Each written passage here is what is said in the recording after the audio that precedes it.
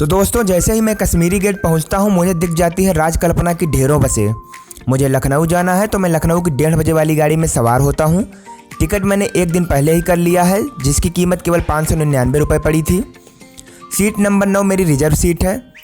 बस जितना बाहर से सुंदर दिखती है अंदर से और भी ज़्यादा खूबसूरत है। बस पूरी तरह से एसी और कूलिंग की सुविधाओं से परिपूर्ण है और इसकी भगवा रंग की सीटें इसे और भी खूबसूरत बनाती हैं। बस में चार्जिंग पॉइंट की सुविधा भी उपलब्ध है और साथ ही पानी की बोतल भी मुहैया कराई जाती है। तो चलिए दोस्तों यात्रा का आनंद लेते हैं।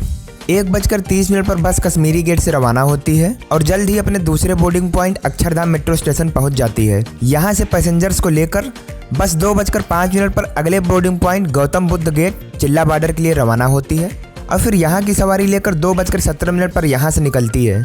इसका आखिरी boarding point sector 37 Indian oil petrol pump है। यहाँ के बाद से ये बस नॉन स्टॉप हो जाती है। दोस्तों बस की स्पीड काफ़ी अच्छी है और दिल्ली आगरा एक्सप्रेसवे कमाल का है। और हो भी क्यों नहीं, आखिर इतनी चौड़ी और खाली सड़क हो तो जर्नी और भी खूबसूरत हो जाती है। और ऊपर से आज मौसम भी मस्ताना है।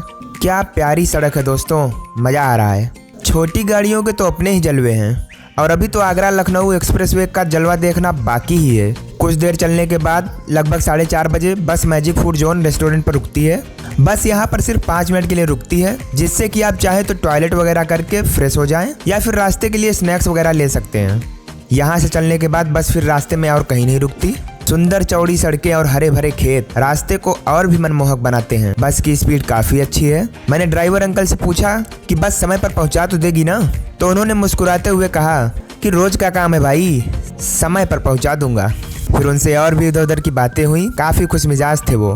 फिर जैसे ही थोड़ी और संध्या हुई ड्राइवर अंकल ने बस की लाइटें ऑन कर दी। अब तो बस और भी खूबसूरत लगने लगी थी। सब यात्री अपनी अपनी धुन में मगन थे और संध्या बेला में सड़क की सफ़ेद पट्टी प्रकाश पड़ने पर और भी चमकदार और मनभावन हो गई थी। पर अभी असली मज़ा बाकी था। रात जितनी काली होती जा रही थी सफ़र उतना ही सुहावना होता जा रहा था। मुझे तो ये दृश्य काफ़ी मनमोहक लग रहे थे और ऊपर से पुराने झंकार वाले गाने भी बज रहे थे। दोस्तों कॉपीराइट की वजह से उन गानों को यहाँ तो नहीं लगा पाऊंगा, पर यकीन मानिए इस रात की बात ही अलग थी।